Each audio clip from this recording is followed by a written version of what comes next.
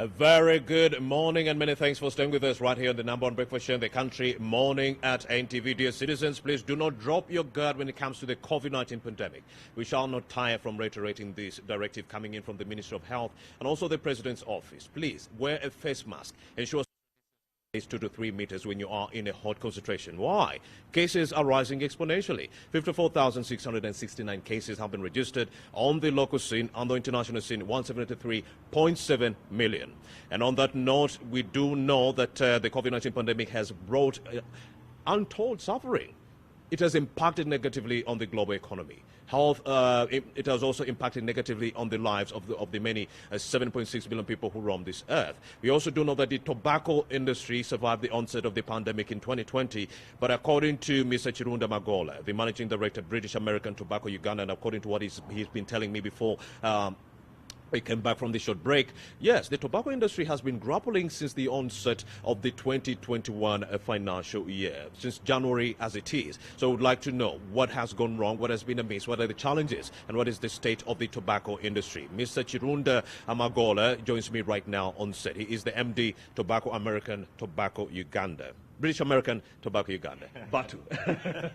Good morning. Tell us more about Batu. Good morning, viewers. Yes. British American Tobacco Uganda Yes. is one of the truly multinational companies that Yes. is thriving. Yeah. We deal in factory manufactured cigarettes. Yes.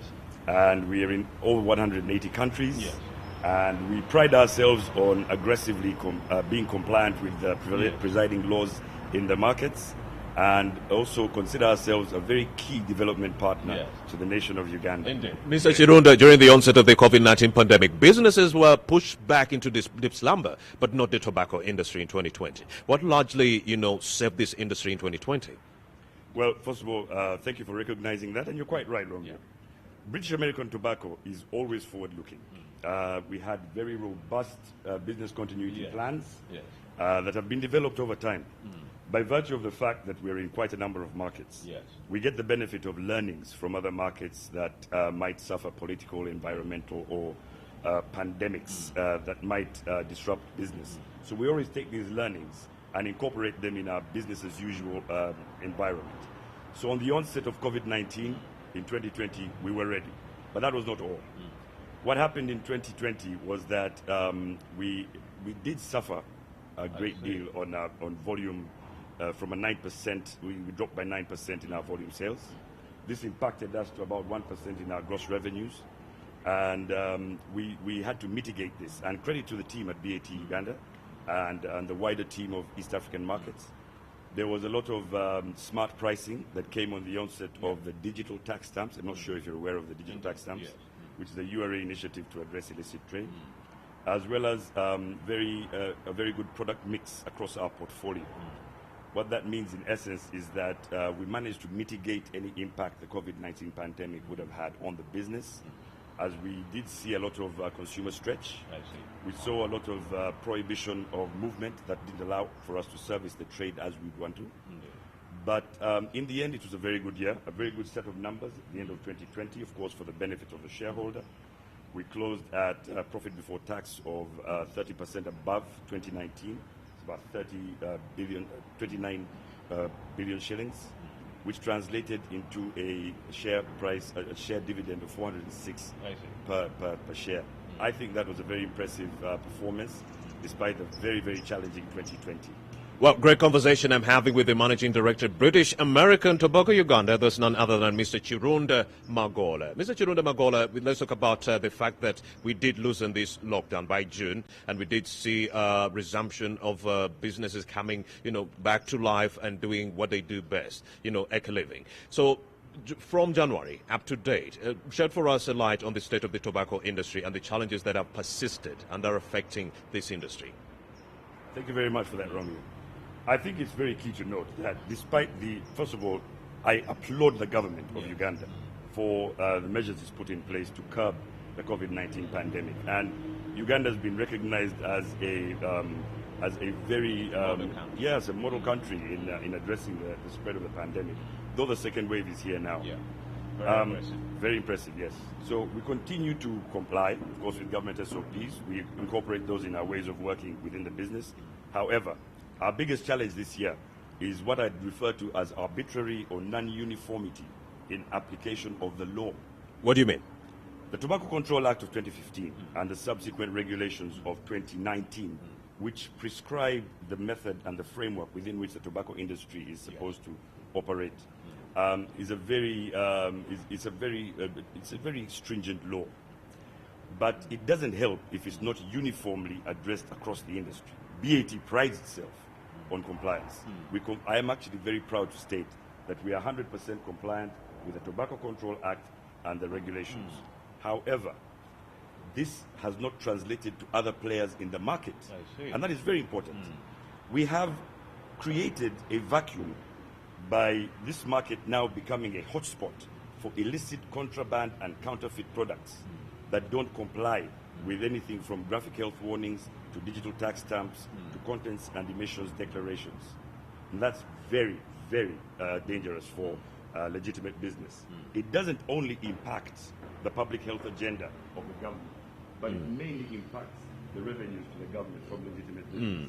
So that's what we're grappling with now, and we appeal to the government to do one of two things, or both. We are signatory to the Framework Convention on Tobacco Control and the World Health Organization. Within that framework, Article 15 prescribes the illicit trade protocols, which are very essential in addressing supply chain mechanisms and how to sanitize the supply chain mechanisms that really facilitate the movement of illicit goods. What's very important here is that the government needs to ratify the ITP. I see. They need to ratify the illicit trade protocols in order to better deploy the digital tax stamp initiative under the URA. And to also support our legal framework here locally. Absolutely. So why has it taken long in your perspective? Well, I mean, a number of factors, but I can't speak for government. Indeed. I would tell you that the tobacco industry is at the forefront of engaging policymakers. But what reasons do they give you? Well, as far as we are concerned, and we know right now, the government is still ex parte. It's still not yet convinced that the ITP is a silver bullet. I see. And Romeo, Yes. illicit trade doesn't only affect the tobacco industry. Indeed. The tobacco industry is just one of many players affected by contraband and illicit. You've got the alcohol industry that's suffering. You've got people like Unilever who are seeing a number of their goods counterfeited.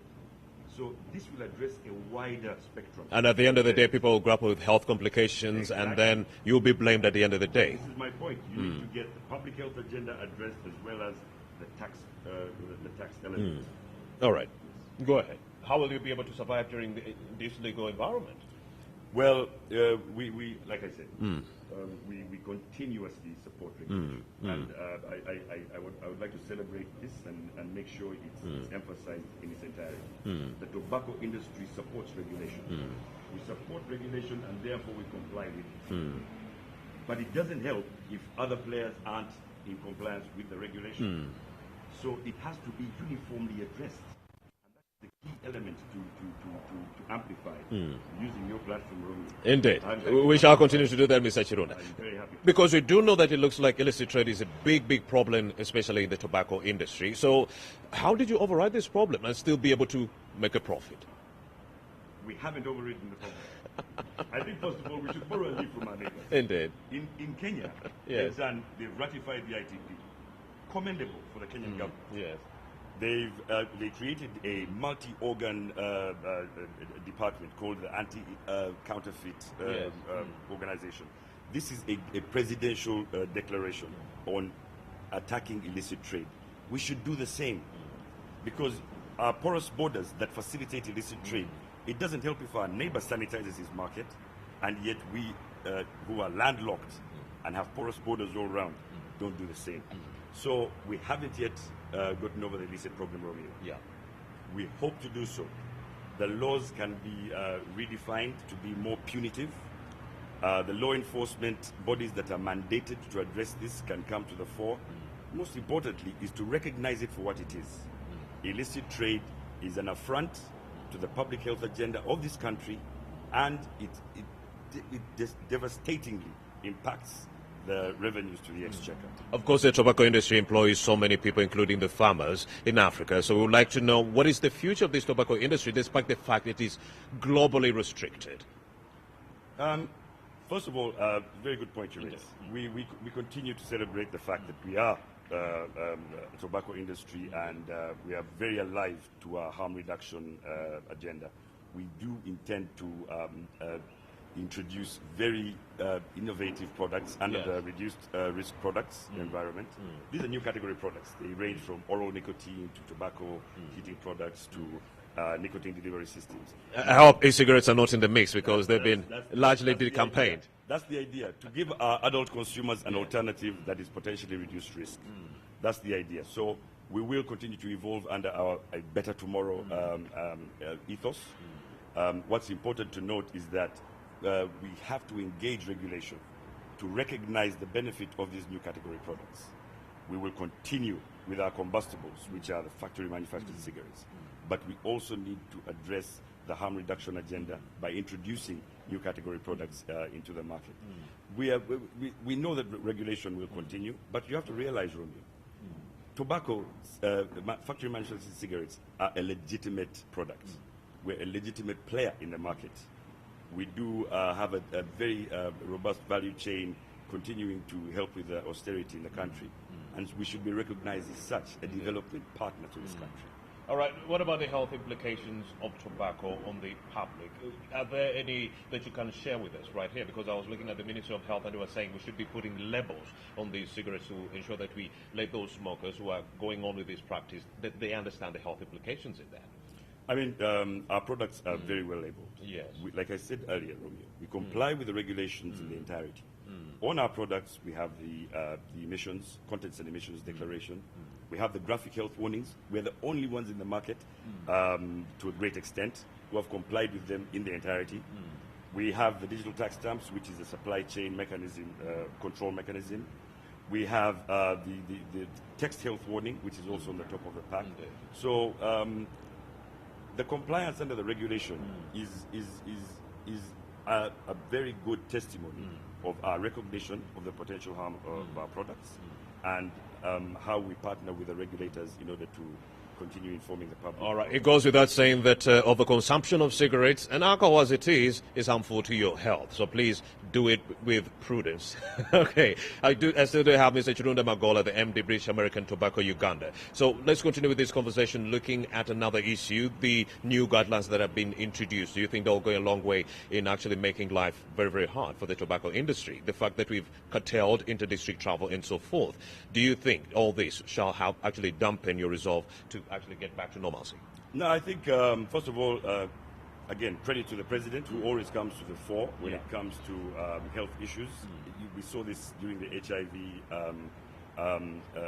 pandemic at the time, and we've seen it in COVID-19.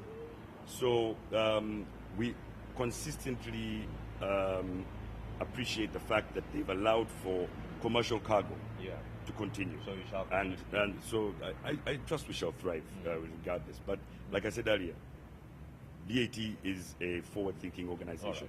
So we have business continuity plans that are always in the ready to make sure we don't have disruption to the trade, and we can service our customers adequately. All right. Talk to the leaders. You were talking about the legal framework. Talk to the leaders and then the consumers of these cigarettes. Your parting shots. Okay, parting shots. Yes. First of all, thank you very much for having me here today. My appeal to the government is to consider the ratification of the ITP, the illicit trade protocols under Article 15 of the World Health Organization Framework on the Prevention of Tobacco Control. It's very critical. It's critical for us to sanitize the market. We're currently flooded with a great deal of illicit, counterfeit, and contraband, which is an affront to the public health agenda and also compromises our exchequer revenue. We also appeal to the government to punitively deploy the Tobacco Control Act in its entirety. It is quite amusing. I'm the tobacco industry asking for the government to aggressively deploy the Tobacco Control Act. Because there are players in the market who are not compliant. And they're making you look bad. Making us look bad is one thing, but they're compromising the whole government agenda on regulating tobacco. So arbitrary and unilateral application of the law doesn't count. It has to be done across the trade. What we're doing in effect right now is creating Uganda as a hotspot for a great deal of these non-compliant products, and this can be addressed. So I appeal to the government to do this. I appeal for the ITP ratification. I appeal for tobacco control enforcement. It's quite amusing. I think you do find it amusing for me to be asking for enforcement of the law. The graphic health warnings is the most primary one. Indeed. Because as of now, the only compliant players in the market are the ones that carry graphic health warnings on their packs. Mr. Magola, the consumers, please, your last message on overconsumption. To my consumers, I can guarantee you that BAT continues to explore and mechanisms within the regulatory framework to provide reduced risk products that are in line with our harm reduction agenda. These reduced risk products will provide you enjoyable moments and will be potentially less harmful than factory manufactured cigarettes. But we continue to comply with the law, which is really primarily defined by the World Health Organization framework. And Overconsumption is harmful to your health? I think you can say that, Romy. Chironda Magola is the MD, British American Tobacco Uganda. Thank you very much, sir, for having made the time to speak to us. This is a really pertinent conversation coming at a time when so many businesses are grappling, especially people in the tobacco industry, and we're wondering this legal framework might have come to kill us, but then it is here to save the tobacco industry instead, because it is flushing out the bad people who are actually making you look bad. Thank you very much, Chironda, for coming through. All right, my name is Romy Busiku, and this is the #1 profession in the country that is big on first-hand information. Dear citizens, cases of COVID-19 are rising exponentially. A face mask is your biggest bet in helping us curtail this very, very bad disease. Also, social distancing and adherence to all the standard operating procedures. Yes, let's take a breather. We'll return shortly with more information right here on Morning at NTV.